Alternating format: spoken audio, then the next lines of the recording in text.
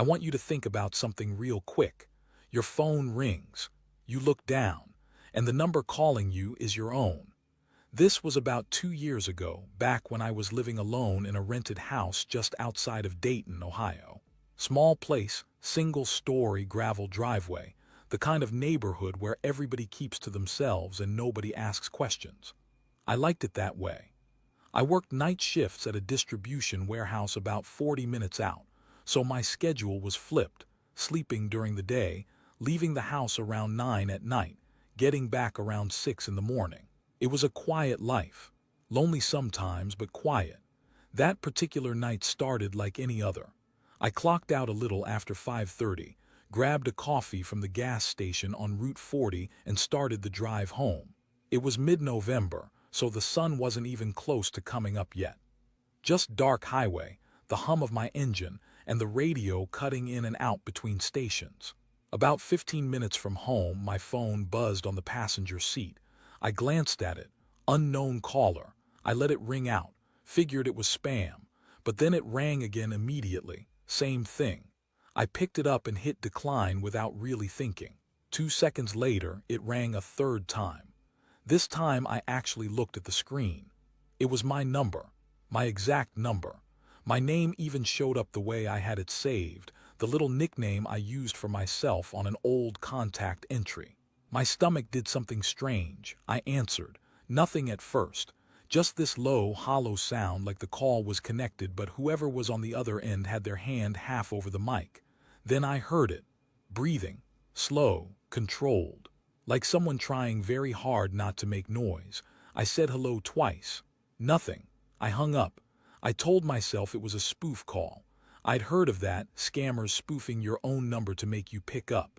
I repeated that logic to myself the rest of the drive home. By the time I pulled into my gravel driveway, I'd almost convinced myself. Almost. I sat in my car for a second longer than usual. The porch light was on, I always left it on, and everything looked exactly the way I'd left it. Front door closed. Blinds shut. Nothing out of place. I got out, crunched across the gravel, unlocked the door, and stepped inside. The house smelled different. I can't explain it better than that. It wasn't a bad smell. It was just different, like the air had been moved around. Like someone had walked through every room and stirred it up. I stood in the doorway for a moment, just breathing it in, telling myself I was being paranoid. I locked the door behind me, dropped my bag, and went to the kitchen to pour a glass of water. That's when I noticed the chair. I have 4 chairs at my kitchen table. 3 of them were pushed in the way I always leave them. The 4th one, the one on the far side, facing the hallway, was pulled out about a foot, like someone had been sitting in it, like someone had stood up in a hurry. My mouth went dry. I grabbed the biggest knife from the block on the counter, which I'm not proud of saying because my hands were already shaking, and I started moving through the house. Living room, clear. Bathroom, clear. My bedroom, clear. I checked the closet, checked under the bed, checked the second room I used for storage. Nothing. I stood in the middle of my bedroom and let out this long breath. Nothing. I was alone. The chair probably meant nothing. I probably moved it myself and forgot. I put the knife on my nightstand, still within reach, and sat on the edge of my bed. That's when I heard the back door close. Not slam. Close. Soft and deliberate, the way you'd shut a door if you were trying not to be heard. I was on my feet before I even processed what I was doing. I grabbed the knife, went straight to the back of the house, and threw open the back door. The yard was empty. The wooden gate at the back fence was swinging, just barely, like it had just been pushed through. I called the police. I want to say I hesitated, but I didn't. I called them right then, standing barefoot in my backyard in November, knife in one hand, phone in the other. They came out within 20 minutes. 2 officers. They walked the property, checked the fence line, went through the house again more thoroughly than I had. One of them came back to me with something in a small evidence bag. A prepaid cell phone. Found it sitting on the shelf inside my storage room closet behind a stack of boxes, screen facing out. It was recording. Had been recording, they said, based on the battery level and the app running on it. Someone had placed it there to capture audio from inside my house. They dusted for prints, found a partial on the back door handle and a smudge on the kitchen chair. The detective who followed up with me a few days later said the spoof call, someone calling me from my own number, was likely meant to check if I was still at work. If I'd answered and said something that indicated I wasn't coming home yet, they probably would have stayed longer. But I'd answered and gone quiet. So they got spooked and left. He said it looked like someone had been planning to rob the place, that the recording device was there to map my schedule, figure out when I came and went, how long I was gone. They never found who did it. I moved out of that house within 3 weeks. I couldn't sleep there. I'd lie awake staring at the ceiling, thinking about that chair, about how someone had been sitting in it, in my kitchen, in the dark, waiting to hear my car pull up, about how close I had come to walking in while they were still there. And every now and then, late at night when my phone rings and I don't recognize the number, I still feel that same cold drop in my gut that I felt on that highway. I still answer. I just do it with the lights on now. And I always check the back door.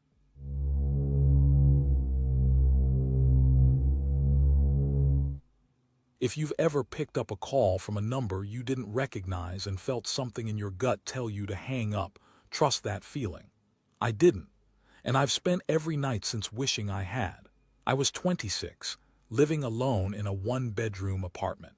I worked remotely, mostly nights, so my schedule was already off from everyone else's. I was used to being up at 2, 3 in the morning, just me, my laptop, and the hum of the AC unit that never quite cooled the place down enough. It started on a Tuesday, just a regular, forgettable Tuesday in July. My phone buzzed on the desk next to me. Unknown number. Arizona area code, same as mine. I almost let it go to voicemail. I usually did with unknowns, but something made me pick up. Maybe it was boredom, maybe just habit. Hello, silence. Not the dead kind, not a dropped call. There was something on the other end. I could hear it, faint background noise like a room with a television on low. The kind of ambient hum that tells you someone is there on the other end, just not talking. Hello, I said again. The call dropped. I stared at my phone for a second, then set it back down. Wrong number. Someone who accidentally hit call. I told myself a dozen different explanations and went back to work. They called again at 3:17 a.m. Same number. Same silence. Except this time, before I could say anything, I heard breathing. Slow, deliberate breathing, like someone trying very hard to stay calm. Who is this? My voice came out steadier than I felt. Nothing. Then the call ended again. I didn't sleep that night. The next morning I ran the number through every reverse lookup site I could find. Nothing came back. It wasn't registered to a name, a business, nothing. Prepaid, probably, disposable. That detail sat in my chest like a stone. I told myself to forget it. 2 weird calls. Probably a scam setup, someone fishing for a response. I'd dealt with those before. I blocked the number and went on with my day. That should have been the end of it. 4 days later, different number. Different area code, Texas, but the same silence, the same breathing. I hung up immediately that time, blocked it. Then another number called, then another. Over the following 2 weeks, I received 11 calls. Every single one, silence, then breathing, then disconnected. Different numbers every time. And I started to notice a pattern that made my skin crawl. The calls were getting closer together. What started as every few days became every 2 days, then every night, then twice a night. I went to the police department and talked to an officer at the front desk. He was polite, patient, took down the numbers I'd written on a piece of paper, but he told me clearly and without a lot of cushion that there was nothing they could do. No threats had been made. No crime had been committed. He suggested I change my number. I did. I got a brand new number. Didn't give it to anyone I didn't personally know. Felt relieved for exactly 3 days. Then my new number got a call. Unknown. Arizona area code. I remember standing in my kitchen, staring at the screen, watching it ring. My whole body felt cold despite the July heat bleeding through the walls. I let it go to voicemail. No message was left, but I could hear, in the voicemail recording, 18 seconds of that same breathing. I started doing things differently after that. I stopped posting on social media. I put blackout curtains on my windows, not because I thought someone was outside, but because I needed to feel like I had control over something. I started keeping a log, every call, every time, every number. I had a notebook filling up fast. Then something shifted. The calls stopped being just phone calls. I came home one evening to find my doormat moved. I know how that sounds, a doormat, but I'm particular about things. I'd had that mat in the same position for 8 months. It was turned at a 45-degree angle, like someone had stepped on it wrong and never adjusted it. My neighbor across the hall was an older woman who barely left her apartment. I knocked on her door and asked if she'd seen anyone near my unit. She said she'd seen a man standing in the hallway that afternoon, just standing there. She'd assumed he was waiting for someone. He was standing in front of my door. I called the police again. This time a different officer. She was more engaged, wrote everything down, said she'd have a patrol car do passes by the building. She also told me to document everything, which I was already doing. The next call came at 1 a.m. I didn't pick up. It rang out, called back immediately, rang out again. Then a text came through from the number. It was my full name. That was it, just my name. Spelled correctly, no punctuation, like a confirmation.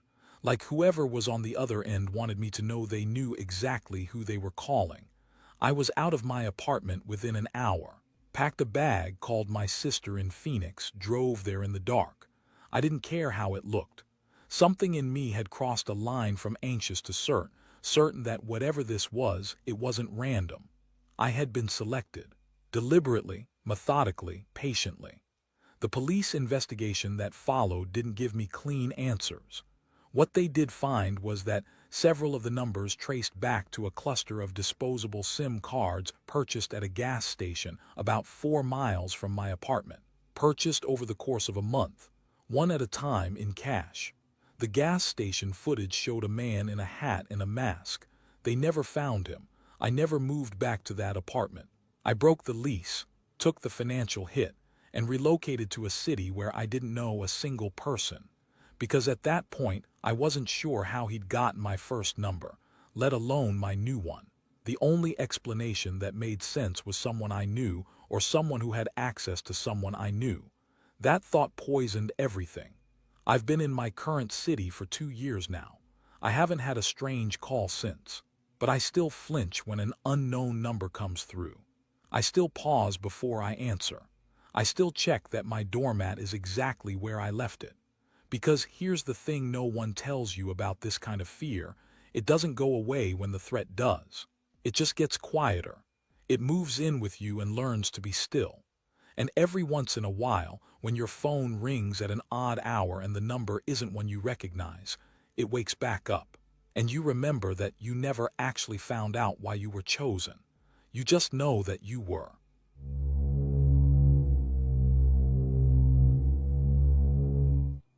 It started on a Tuesday night. I remember because I had work the next morning and I just set my alarm for 6. My phone was charging on the nightstand, screen down, and I was about halfway to sleep when it buzzed. I figured it was a spam call. You know how they are, random area codes, dead air, someone trying to sell you a warranty on a car you don't own. I almost let it go to voicemail. Almost. But something made me reach over and flip the phone. The number on the screen wasn't from a strange area code. It was local. And not just local, it was a number I recognized. It was my sister's number. She lived about 40 minutes from me outside Columbus, Ohio. We talked maybe twice a week, never at 2 in the morning. I sat up and answered. Silence. Not the kind where the call drops, but the kind where someone is there, breathing, just not talking. I could hear something in the background, what sounded like a television, low and distant. You okay? Then a voice. But it wasn't my sister, it was a man. He said my full name, first and last. Calm. Like he was reading it off a piece of paper. I went cold. I asked who he was and he didn't answer that. Instead he said, "You should go check on your sister." Then the line went dead. I sat there in the dark for probably 30 seconds just staring at my phone. I told myself it was a prank. Wrong number. Some guy who had the wrong contact and spoofed a number. I've heard of that happening. I tried to talk myself down. Then I called my sister back. No answer. I called again. Straight to voicemail the second time, like the phone had been turned off between rings. I want to be honest, my mind went to the worst possible place. I threw on a jacket and my shoes, and I was in my car before I even fully processed what I was doing. It was cold out, February, and the roads were empty. The drive to her house felt twice as long as it normally did. Her car was in the driveway. The porch light was on. Nothing looked wrong from the outside, but nothing being wrong from the outside doesn't mean anything. I knew that the second I knocked on her door and she didn't answer. I used my spare key. The TV was on in the living room. Same low background sound I'd heard on the call. I called her name twice, and then I heard her voice from the back bedroom, groggy and confused. She'd been asleep. Her phone had died sometime before midnight and she hadn't noticed. She was fine. I stood in her hallway, heart slamming, and I didn't know whether to feel relieved or more scared. Because here's the thing, if she was fine and her phone was dead, then how did someone call me from her number? I didn't tell her what happened that night. I made up some excuse about having a bad dream, and she gave me that look siblings give each other when they think you've lost your mind. I drove home and didn't sleep. The next morning I looked up the number that called me. Same digits as my sister's contact. I called my carrier, and they told me it was possible for someone to spoof a number, to make it appear as though the call was coming from a different source. Completely illegal, completely possible, but that didn't answer the real question. How did he know my name, both names? How did he know she was someone worth checking on? How did he know I'd go? I let it sit for about a week. Told myself it was random. A sick prank from someone who got lucky with the details. Then it happened again. Different night, different time. It was early evening, just after 7. I was eating dinner. My phone rang and the number on the screen was my own. My exact number calling me. I know how that sounds. I picked up anyway. Same man. Same flat, calm voice. He said, "You didn't tell her." That was it. 4 words, then nothing. I stood up so fast I knocked my chair back. I checked my locks. I checked my windows. I grabbed the bat I keep behind my bedroom door and I went through every room in my apartment with it, which I realize sounds like something out of a movie. But when you're actually scared, you don't think about how it looks. Nobody was there. Of course nobody was there. But that call, those 4 words, meant that someone knew I had gone to my sister's house. Someone knew I hadn't told her about the first call. Someone had been watching how the situation played out. I filed a report with the police. The officer who took it was polite, wrote everything down, and I could tell by his expression that he wasn't sure what category to put this in. No direct threat had been made. No crime had been committed that they could clearly point to. He told me to document everything and call back if it escalated. It didn't escalate. The calls stopped. That was 8 months ago, and I haven't heard from that number or any unknown number since. My sister still doesn't know. I almost told her a few times, sat across from her at dinner with it right on the tip of my tongue, and then I thought about what she'd actually do with that information. Worry, lose sleep, look over her shoulder. I didn't see the point. But here's the part I keep coming back to, the part I can't make sense of no matter how many times I run it through my head. The first call told me to go check on my sister. That's it. No threat. No demand, just go check on her. Why? If someone was trying to scare me, there are 100 more effective ways to do it. If it was random, how did they have my name, my sister's number, and knowledge of what happened after? And if it wasn't random, if someone was watching, if someone knew, then what did they want me to find when I got there? What was supposed to be wrong that wasn't? I don't have an answer to that. I'm not sure I want one. What I do know is that I charge my phone every night. I keep the bat where I can reach it. And whenever my phone lights up after midnight, I feel that same cold drop in my chest, the one I felt the night I heard my own name in a stranger's voice. If you made it this far, hit that subscribe button right now, leave a comment below. I read every single one. And if you enjoy these